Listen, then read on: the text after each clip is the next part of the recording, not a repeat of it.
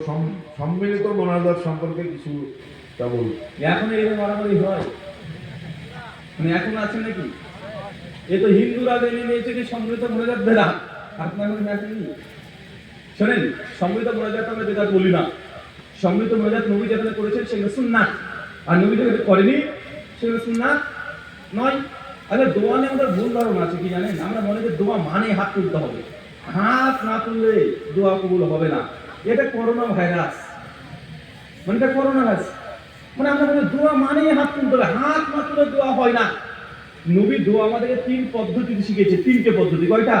3টা। এক, কিছু কিছু দোয়া আছে আপনি একাই জিহ্বা নড়ে নড়ে করবেন, দোয়া হয়ে যাবে, হাত তোলার দরকার নেই, হুজুরকে ডাকার প্রয়োজন নেই। উদাহরণ, মসজিদে ঢোকার দোয়া আছে না নাই?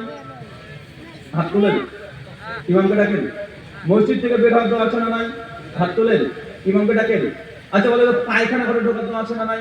হাত তোলেন। বের হওয়ার দোয়া আছে না নাই? হাত তোলেন। জুতা পরার দোয়া আছে না নাই? হাত তোলেন। পোশাক পরার দোয়া আছে না নাই? হাত তোলেন।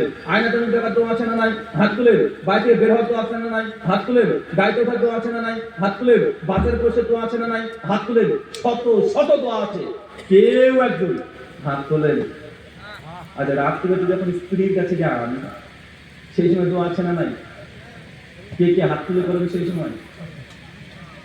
হ্যাঁ, আপনি মনে করছেন দোয়া মানেই হাত তুলতে হবে।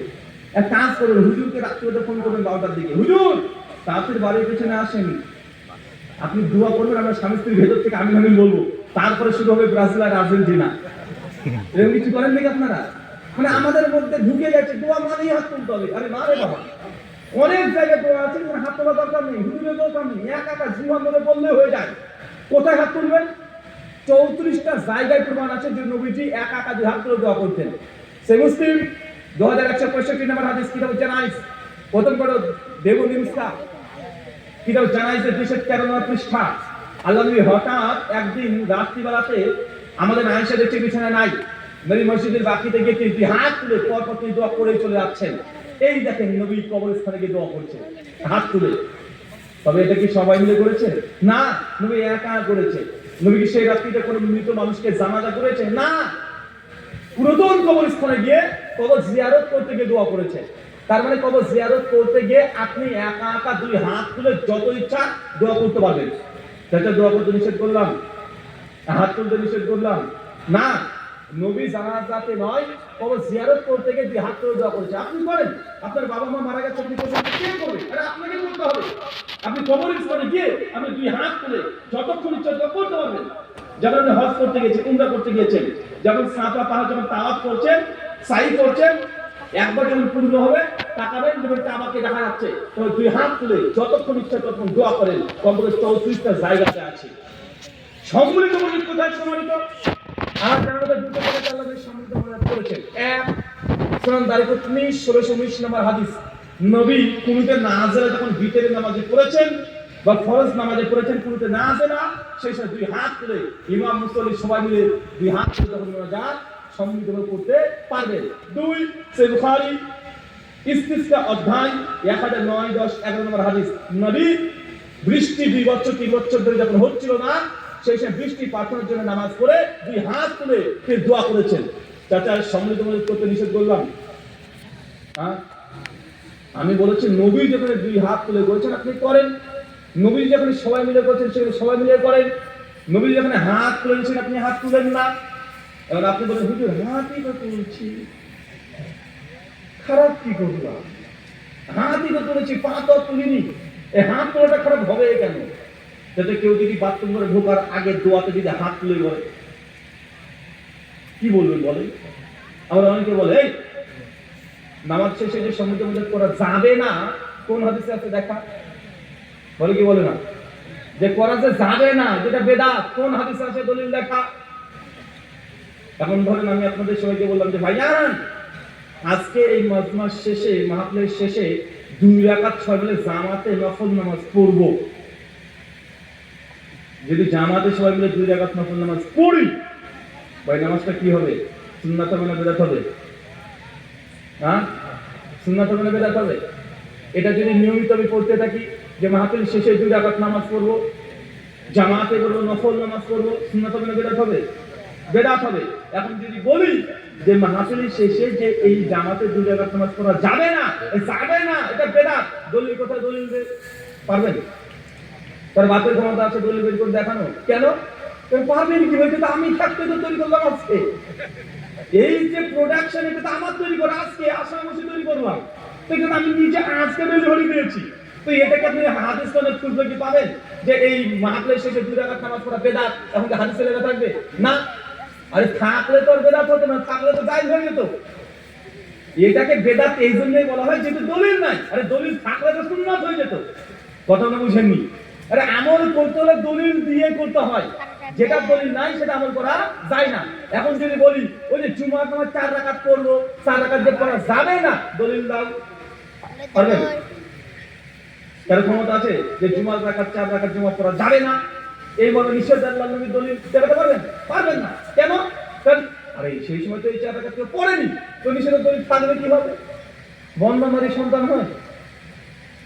জি। পরবর্তী প্রশ্ন, জানাজায় সূরা ফাতিহা পড়তে হয় কিনা?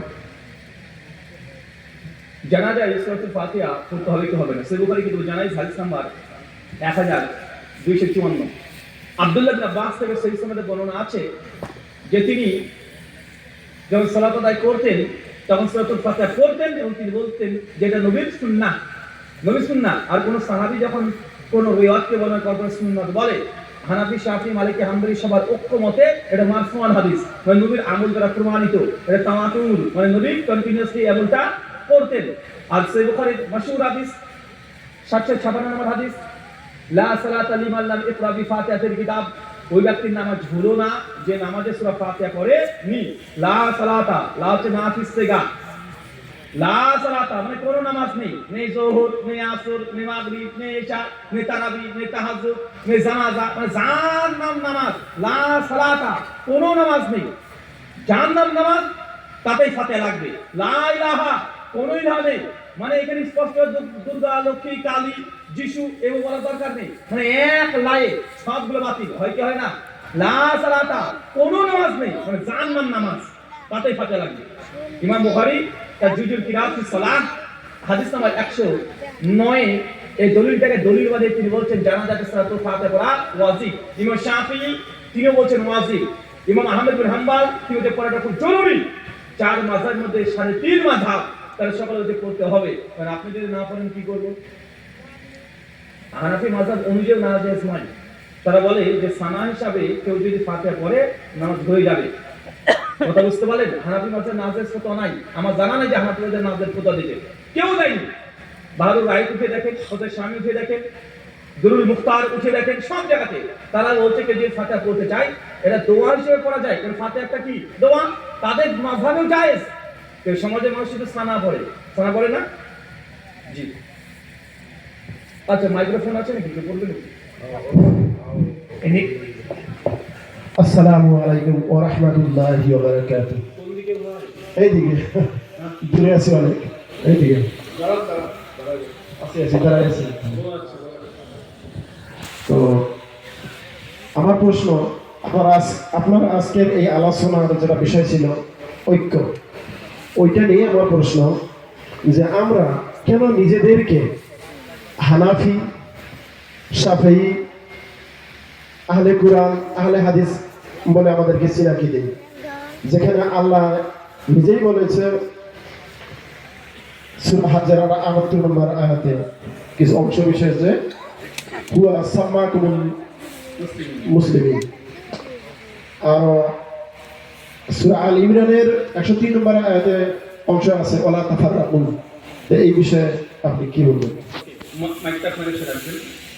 তার মানে ভাইয়ের প্রশ্ন যে আমরা ঐক্য নিয়ে আলোচনা করলাম, কিন্তু আমরা নিজেদেরকে আহলে হাদিস এই শব্দটা আমরা ব্যবহার করছি, আমাদের পরিচয় দিচ্ছি, অথচ আল্লাহ সুবহানাহু ওয়া তাআলা কোরআনুল কারীমে সূরা হাজ নম্বর 22 আয়াত নম্বর 78, সূরা আলে ইমরান সূরা নম্বর 3 আয়াত নম্বর 3, সূরা হাজের 78 নম্বর আয়াতে আল্লাহ বলেছেন যে নবী ইব্রাহিমকে উদ্দেশ্য করে যে তোমার নাম মুসলিম। আর অনেক জায়গাতে আছে, সূরা আলে ইমরান আয়াত নম্বর 2 যে তোমরা মুসলিম না হয়ে মৃত্যুবরণ করো না। সূরা আলে ইমরান আয়াত নম্বর 64 বিআন্না মুসলিমুন, তোমরা বলো তোমরা সাক্ষী দেখো আমরা মুসলিম। সূরা হামিদ সাজদা নম্বর fussilat আয়াত নম্বর 34 ওয়া মান হাসান কামান মিমান দা, এই আয়াত অনেক জায়গাতে আছে। যেন আল্লাহ বলছেন যে আমাদের পরিচয়, আমাদের নাম আল্লাহ রেখেছেন কি মুসলিম। তাহলে কেন আমরা নিজেকে আহলাস পরিচয় দেবো? অতএব বোঝা যাচ্ছে আহলাস পরিচয় দেওয়া এটা একটা দল দল ভাব, এই পরিচয় দেওয়াটা উচিত নয়। এটা তো প্রশ্ন। জি। ওকে, আপনার নাম কি ভাই? মোহাম্মদ সাদিকুল আমিন। মোহাম্মদ সাদিকুল আমিন। আমিন, সাদিকুল আমিন। Yes. এই নামটা কে রেখেছে? আমার বাবা। আল্লাহ আপনার নাম কি রেখেছিল কোরআনে? আব্দুল্লাহ। আল্লাহ আপনার কোরআনে কি নাম রেখেছে? মুসলিম। একটাকে বললেন না হ্যাঁ, মুসলিম ও মুসলিম। তা আপনাকে যখন পরিচয় জিজ্ঞেস করলাম আপনার নাম কি, তাহলে আপনি আল্লাহর দেওয়া নামের পরিচয় না দিয়ে বাপ যে নামে নাম দিয়েছে সে নাম কেন বললেন? এটা তো ব্যক্তিগত নাম, সবাই থাকবো। এটা তো ব্যক্তিগত নাম, সবাই থাকবো। তো আল্লাহ তো নিজে একটা নাম দিয়েছে, তো বাপের দেওয়া নামের পরিচয় দিলেন কেন? কারণ আমাকে তো চেনা যাবে না, না হলে সবাই যদি মুসলিম বলে চেনা যাবে না। সবাই যদি মুসলিম বলে তাহলে চেনা যাবে না, এই জন্যই। আচ্ছা, হাদিসের মধ্যে আল্লাহ নবী নাম রাখতে বলেছে এবং বলেও দিয়েছে দুটো নাম আল্লাহর কাছে সবচেয়ে প্রিয়, একটা আব্দুল্লাহ, একটা আব্দুর রহমান। তৃতীয় কোনো নাম যে প্রিয় এটা তো কোনো দলিল নাই ভাই। তারপর আপনার এই সাদিকুল আমিন এই নাম কেন রাখলেন? সেটা আপনি বলেন। আমি কি রেখেছি নাকি রে ভাই? হ্যাঁ, কারণ আল্লাহ আমাদের কোরআন নাম রেখেছে কি মুসলমান, মুসলিম, আমরা মুসলিমুন এই শব্দগুলো এসেছে এক বছর বহু বছর বিভিন্ন ভাবে এসেছে। তো আল্লাহ তো নাম রেখে দিয়েছে, তার বাপের নাম রাখা দরকার কি ছিল? আল্লাহর নামের পরিচয় দেওয়া কি উচিত ছিল না? তারপরে আপনি বুঝতে পারলেন যে আমাকে চেনা যাবে না, এই জন্য স্বতন্ত্র স্বতন্ত্র নাম দিয়ে চিহ্নিতকরণ করা হয়েছে। শোনেন, আল্লাহ কয়জন? আল্লাহর নাম কয়জন? নাম কয়টা? আরে এক হাদিসে 99টা নাম আছে, এটা তিরমিজির হাদিস। তো আল্লাহ 99টা নাম নয়, আল্লাহ তার চাইতে বেশি নাম। ইমাম নওয়াবী রাহিমাহুল্লাহ সেন্সের সারা করতে গিয়ে বলছেন যে আল্লাহর কয়েক হাজার নাম আছে। ইমাম বাইহাকী রাহিমাহুল্লাহ তার আসমা সিফাত এই বইটাতে আল্লাহর কমপক্ষে 1000 খান নাম এবং তার সিফাত সম্পর্কে তিনি মানে পরপর তিনি সাজিয়ে লিখে রেখেছেন। মানে আল্লাহ একজন, আল্লাহর হাজার হাজার নাম আছে না নাই? তা হাজার নাম থাকলে কি হাজার আল্লাহ হয়ে গেল নাকি? আরে কোরআন কয়টা? কোরআনের নাম কয়টা? কোরআনুল কারীম, কোরআনুল হাকিম, কোরআনকে ফুরকান, কোরআন নূর, আছে না নাই? তো কোরআন একটা, তার নাম শত শত। আল্লাহ একটা, নাম তার হাজার হাজার। আচ্ছা, নবী একজন, নবীর নাম কয়টা? শারহ সুন্নাহ বাগাবী হাদিস 4322 আল্লাহ নবী বলছেন আমার অনেকগুলো নাম আছে। এবার আল মাহি, আল মুহাম্মদ, আহমদ, আল আকিব, নাম আছে না নাই? আল্লাহ কোরআন মাজিদ আল্লাহ নবীকে অনেক নামে ডেকেছে। ইয়া আইয়ুহাল মুদাম্মিল, মুদাসসির, আছে না নাই? তা আল্লাহ নবী একজন, নামও অনেক। আচ্ছা, আল্লাহ নবীর সাহাবী কোরআন মাজিদের নাম নাই? মুহাজির ও আনসার। তো তারা কি মুসলমান না? সূরা তাওবা 100 নম্বর আয়াত আল্লাহ বলছে মিনাল মুহাজিরিন ওয়া আনসার। তো মুহাজিরিন আনসার কে? নবী সাহাবী। তো তারা তো মুসলমান। মুহাজির আনসার হলো কেন? কারণ তার এক্সট্রা একটা বৈশিষ্ট্য, যারা হিজরত করেছে আর যারা তাদের সহযোগিতা করেছে, মুহাজির আনসার সাহাবী, তারা কি মুসলমান না? তারা তো মুসলিম। সাহাবী টাইটেল কেন দেওয়া হয়েছে? এটা বৈশিষ্ট্য। এটা কি? শোনেন ভাই, আহলে হাদিস এটা নাউন, এটা ইসম নয়। এটা নাউন বা নাম নয়। এটা কি? অ্যাট্রিবিউটস, বৈশিষ্ট্য, গুণ, সিফাত। এটা কি? এটা একটা বৈশিষ্ট্য। আমরা প্রত্যেকে মুসলমান, তবে আমাদের মানহাজ আহলুল হাদিস। এটা আমরা মানহাজ কত বলি, তবে হ্যাঁ যদি বলেন হানাফি, শাফি, মালিকি, হাম্বলি, এগুলো একটা নাম। আপনি কেন হানাফি? আপনি হানাফি স্কুল অফ থটকে মানেন, এই জন্য হানাফি।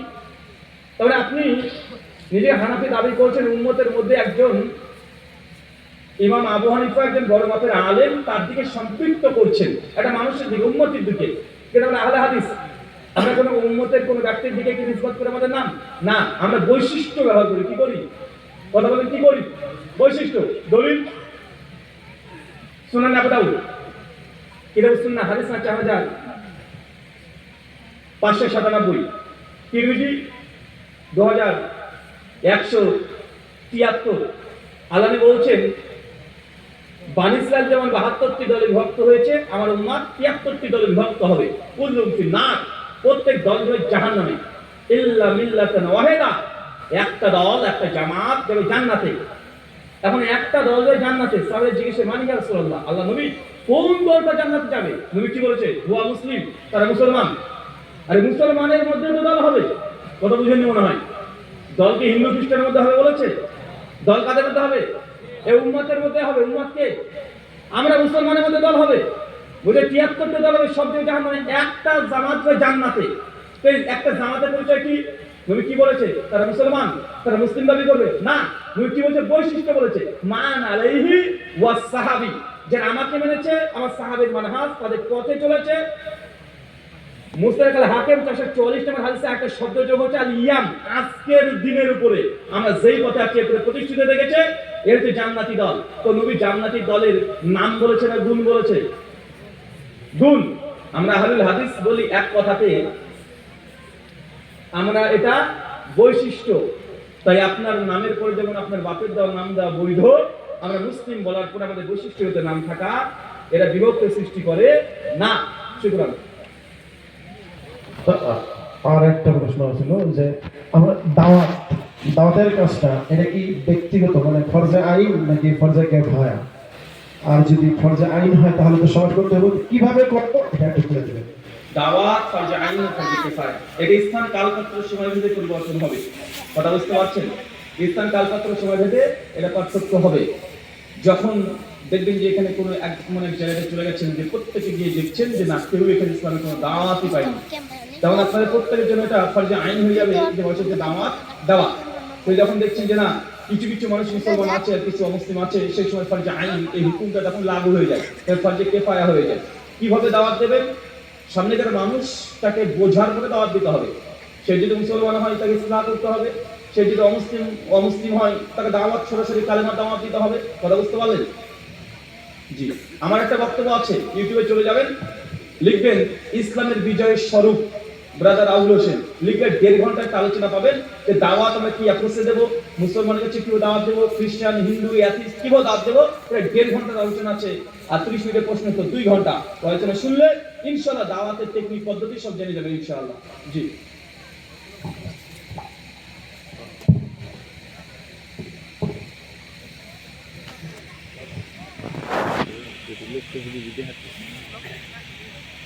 আসসালামু আলাইকুম। আমার নাম সাদ্দাম হোসেন, আমি ফুলবাড়িতে থাকি। আমার একটা প্রশ্ন আছে। আপনার বক্তব্য শুরুতে বলছিলেন ঐক্যর ব্যাপারে একটা কথা। তো অ্যাকচুয়ালি আমি অনেক জায়গায় যাই, ওইদিকে আহলে হাদিস মসজিদ পাই, ওখানে যেটা আকামত দেওয়া ওটা একবার করে দেয়, আর যেটা হানাফি মসজিদ ওইখানে 2 বার করে দেয়। তো আমার প্রশ্ন এটাই যে এমন কোনো আহলে হাদিস মসজিদ আছে যে জায়গায় একামত 2 বার করে দেওয়া হয়, মানে জোড়ায় জোড়ায়? সুতরাং কারণ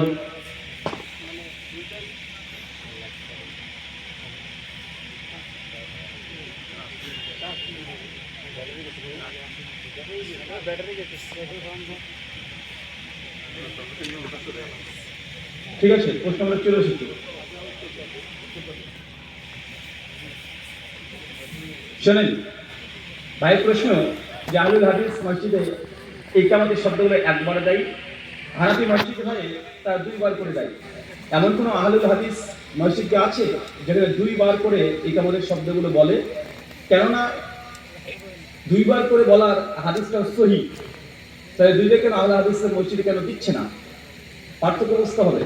2টা করে ইকামত দেওয়ার হাদিস, একটা হাদিস আমার জানা মতে হাসান পর্যায়ে, সহি না হাসান, তবে আমলযোগ্য, গ্রহণযোগ্য। কেমন করলে সেটা বেদাত হবে না। সুনান আবু দাউদ কিতাবুল আযানের 502 নম্বর হাদিস, শেখ আলবানী এই তাহকিক সুনান আবু দাউদে হাসান বলেছেন, হাফেজ দুয়ারুল জাই তিনিও হাসান বলেছেন, শেখ শুআইব আরনাউত তিনিও হাদিসটাকে হাসান গায়রি বলেছেন। এক কথা হাদিসটা হাসান। তাহলে আমরা আহলুল হাদিসে কেন শুধু একটা আযান দিই, মানে সরি একটা বাক্যে দিই, 2 বাক্যে কেন দিই না? কারণ এক বাক্যে আযানটা নবীর মনোনীত যে মুয়াজ্জিন বেলাল বিন রাওয়াহ, বেলাল তাকে নবী একটা করে হুকুম দিয়েছিলেন, আর 2 যেগুলো প্রমাণিত এটা সাহাবীর আমল। কথা বুঝতে পারলেন? এটা মারফু হাদিস নয়। জি, আপনি বলেন। হ্যালো হ্যালো, আপনি তো বললেন যে আবু দাউদের 502 নম্বর হাদিস। আমরা হাদিসের কিতাব পড়লে পাই যে যেটা আর কি বুখারীর হাদিস মসজিদে নববীতে দেওয়া হয়েছিল, বিলাল রাদিয়াল্লাহু তাআলা আনহু দিয়েছিল, ওটা স্বপ্নের মাধ্যমে শেখানো হয়েছিল প্রথম। আজান আজান আজান আজান। তো আর মক্কায় কাবা শরীফে যেটা মানে ইকামত দেওয়া হয়েছিল, এটা নবী নিজে মুখ দিয়ে শেখানো আর কি। আপনিও বললেন যে হাদিসটা সহি। তো যেহেতু ঐক্যর কথাটা এসে এই জায়গায়, আমার প্রশ্ন বুঝেননি? মারফু আর মাওকুফ বুঝেছেন? বুঝেননি, তার জন্য আপনি প্রশ্ন করেছেন। শোনেন, আবার রাখেন। মারফু হাদিস ওইটা যেটা ডাইরেক্ট রাসূলের আদেশ, আর মাওকুফ হাদিস হচ্ছে রাসূলের আদেশ না করে সাহাবীদের আমল পাওয়া যায়। কথা বুঝতে পারলেন? মানে দুইবার একামতের বাক্য বলতে হবে, এটা কিছু সাহাবীর আমল পাওয়া যায় যে তারা করতেন, বলতেন, কিন্তু এক বাক্যে এটা সরাসরি রাসূল আদেশ করেছেন বেলালকে। এই জন্য আমরা করি কি, যেটা আল্লাহর নবীর ডাইরেক্ট আদেশ আছে মারফুয়ান, আমরা সেটার পুরেকে আঁকড়ে ধরি। আর সাহাবী ব্যক্তিগত তারা একটা আমল করেছে, করতে পারে, তার জন্য নাজেল বলি না, বেদাত বলি না, আমরা যা বলি যাই, কিন্তু একবার বলে এটা নবী সুন্নাহ। কথা বুঝতে পারলেন? একটা যে জায়েজ, এটা কি নবীর আদেশ অনুযায়ী, যেটা আমরা সুন্নাতের সাহাবা এটা বলতে পারি। তার জন্য কোনটা করবে, জায়েজ কাজ না যেটা রাসূলের সুন্নাহ প্রমাণিত? তার নবীর যেটা সুন্নাত সেটা আমরা প্রমাণিত করি। সাহাবীরা যদি কোনো আমল করে সেটা বেদাত বলা যায় না, নাজায়েজ বলা যায় না, তাই আমরা বলি জায়েজ। মানে কারণ সে বেইনসাফি করি না, তবে আমলের দিকে ঠিক রাখবো। কত আমরা দুটো জায়েজ করে দিয়েছি, বলেছি না? যেটা আমরা গোড়ামি করতাম তাদের বলতাম যে দুই বাক্যে এই কাম দেওয়া জায়েজ না, বেদাত বলে দিতাম। যেটা আমাদের মধ্যে অভিযোগ করে যে আহলে হাদিস তাদের বিরুদ্ধে হাদিস গেলে তারা জাল বলে দেয়। আরে বলি না, তার এটা একটা প্রমাণ যে আমরা স্বীকার করছি যেটা হাসান, এটা সাহাবীদের আমল, এটা কেউ পরিচিত বেদাত বলা যাবে না, নাজায়েজ বলা যাবে না। তো নবী যদি একবার দিতে বলেছেন বেলাল বিন বাবাকে, আমরা একবারই দিই। সুতরাং আর কোশ্চেন করতে পারবো কি? আজকে দিতে পারবো। আসসালামু আলাইকুম ওয়া রাহমাতুল্লাহি ওয়া বারাকাতুহু। আমার নাম মুস্তাক আহমেদ, আমার ঘর রমিয়া। আমাকে মসজিদে নামাজের বুকের উপরে হাত বাঁধা আর রাফেল করার জন্য মসজিদে লিখিত করেছে। এখন কি আমি বাড়িতে নামাজ পড়বো, রাফেল ছেড়ে দেবো? খুব দুঃখের ব্যাপার রে ভাই।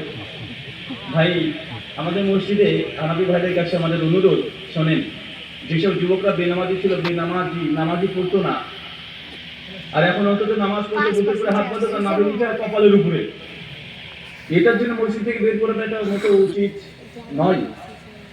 একজন মানুষ ঘুষ খাচ্ছে, জুয়া খেলছে, তাস সারাদিন ধরে খেলছে, মদ খাচ্ছে, সেই মানুষটা যদি জুমার দিন মসজিদে আসে, বলেন তো হানাফি মসজিদের ইমাম সাহেবটাকে বের করে দেওয়া পর্যন্ত দেখেছেন যে তুই মদ খাস, তুই কেন মসজিদে এসেছিস, তুই করবো ঘুষ খাই, তুই নিজে ঘুষ খেয়েছিস, তুই হারাম খাস, তুই সুদের সঙ্গে জড়িত, তোকে মসজিদে বের করে দেওয়ার কোনো মসজিদে করেছেন? কিন্তু একজন যুবক তরুণ, সে বুকের উপরে না নাভির নিচে, ধরেন নাভির নিচে বান্ধার সই ধরেন, কালকে সাথে ধরে নিলাম, এখন বুকের উপরে বেঁধেছে, তো কোনটা বেশি গুনাহ? বুকের উপরে হাত বেঁধে নামাজ পড়া, না সুদ, ব্যাংক থেকে সুদ নিয়ে, বন্ধন লোন নিয়ে ব্যবসা করা? বলেন, আপনার ফতোয়া বলেন না। ধরে নিলাম বুকের উপরে হাত বাঁধা আপনাদের মাঝে মাঝে ঠিক না, যদি ঠিক